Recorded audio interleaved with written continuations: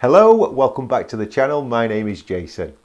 Well, it's autumn already, and some say that autumn is less interesting for astronomy than other times of the year, and I'm not so sure about that. I mean, we still have the summer triangle and all the targets that are dotted around the summer triangle. Now, if you're not familiar or don't know what the summer triangle is, I'll leave a link in the description to a video all about the summer triangle. And if there's ever a target or a subject I kind of just brush across without going into much detail, it usually means I've done a video on it. And if I don't mention it, always check the description below, and there may be some links. If there is any links, they'll usually be relevant to the video. Now, in the winter, our night skies are dominated by Orion, but in the autumn, the dominant constellation is today's subject, Pegasus, the flying horse. Now, before we go any further, let's have a quick look of how to find Pegasus. Now, this time of year, you want to be facing east, and we're lucky this year because we've got the planets on show, Jupiter and Saturn, and Jupiter is going to be a great starting point for you to find Pegasus. Now, if you're not quite sure what Jupiter is or how to find Jupiter, after sunset in the eastern sky, it's going to be the brightest thing up there. Now, apart from the moon, Jupiter is the brightest object in the eastern sky, so it's just going to look like a big bright star. Now, once you've found Jupiter, you're going to look just above that and identify these four stars here. Now, they represent what's called the square of Pegasus, and it actually represents the body of the horse, if you like, with the head and legs just above it, because we do actually see Pegasus almost looking straight up. So that's the way to find Pegasus. Like I say, if Jupiter's, if you're watching this at another time of year where Jupiter's not on show, it will always be in the eastern sky, September time. So just look for that distinctive Pegasus square, and you'll have no trouble finding it. Now, as you can see, it's quite easy identifiable with it being this huge big square. But there's one thing you must note: this square in star charts and such like always appears a lot smaller than the actual square of Pegasus is, and that's something that can surprise people, just how big it is, and they can be mistaken by kind of looking for smaller squares. Now, to give you an idea just how big the square is, we can actually measure it with your fingers and your hands. Again, I'll leave a link to how you can do that in the description, but just as a rough guider, this, if you hold your pinky up, that's not your pinky, that's your first finger. If you hold your pinky up and your first finger and hold this up at arm's length, and the distance between there and there is roughly about 15-16 degrees. Well, this is roughly the distance of the squares that make the stars that make up the square, should I say. Now, just again, to give you an idea of how big the square is, if it doesn't matter if it's dark outside now, if you can see a window, even if it's in the daytime, hold your hand up and look how much sky between there and there it covers. It doesn't look a lot when you're just looking at it like that, but if you hold it up, like I say, at arm's length, you'll be able to see just how big the square is. Now, these four stars, of course, do have names, and if we start with the upper left, we've got Alpheus, Sheet, Algenib, and Markab. Now, even though we see it from Earth as a square, in actual fact, the stars have no relation to each other whatsoever. They're completely, vastly differences away from each other. And we see it, and it's just a line of sight effect, basically.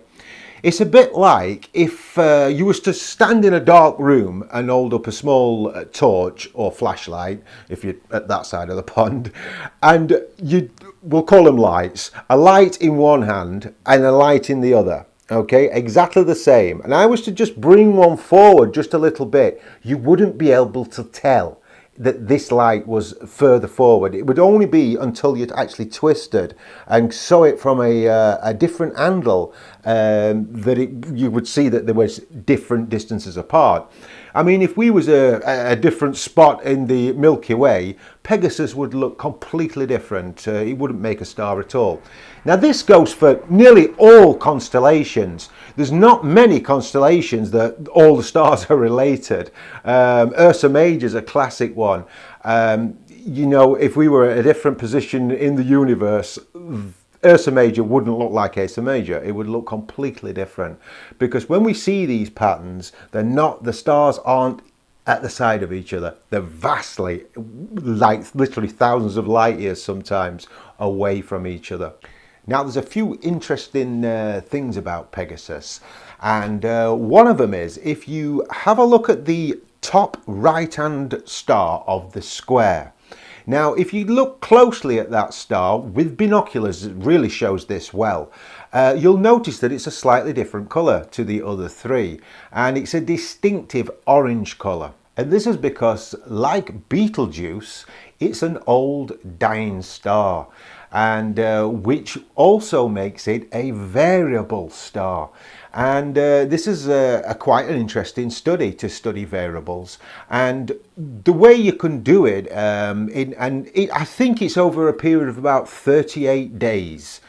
She will actually go, and it'll go brighter and slightly dimmer. And a good comparison is either one of the other three stars. You know, just compare that star to Sheet, maybe take a photograph, something like that, and you will notice that over a period of time it will get brighter and dimmer. A good extension to the hobby is studying variable stars. Now, something that really gets me scratching my head with Pegasus. Now, if we go to Alpheus, the first star of the square, if you like, this now has had the Pluto treatment. It's been demoted. The powers that be, which is the International Astronomical Union, decided one day that that star no longer belongs to Pegasus, and it now belongs to the constellation which is at the side of Pegasus, which is Andromeda. Now, this makes absolutely no sense to me. I mean, it always has been, always will be in my little astronomy world, that still belongs to Pegasus. But now, unfortunately, it's been demoted to, well, I don't think demoted's the right word, but kicked out and moved over to Andromeda's garden anyway. Also in Pegasus, there's one of my favourite targets, or one of my favourite type of targets, and that is a globular cluster. Now, if we go down to the legs of the horse, if you like, there's two stars. There's Enif and Biam. I nearly forgot the name of the star there. Enif and Biam. Now, if you were to draw an imaginary line through those two stars and just keep going a little bit further, there you're going to find M15. Now, M15 is, like I say, a globular cluster, well over 1 million stars in there. And it's around about 49,000 light years away, a pretty far distance.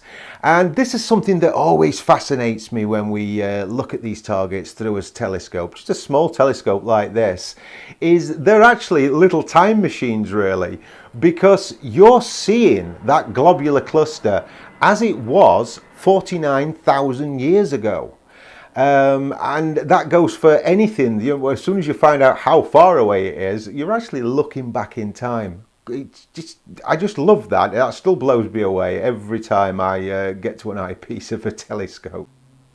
Another fun thing you can do with Pegasus is test out how much light pollution there is in your area by simply counting how many stars you can see inside the square of Pegasus. Obviously, the more you can count, the better your skies are. The less you can count, well, unfortunately, the worse your skies are. In my case, I can count about 3.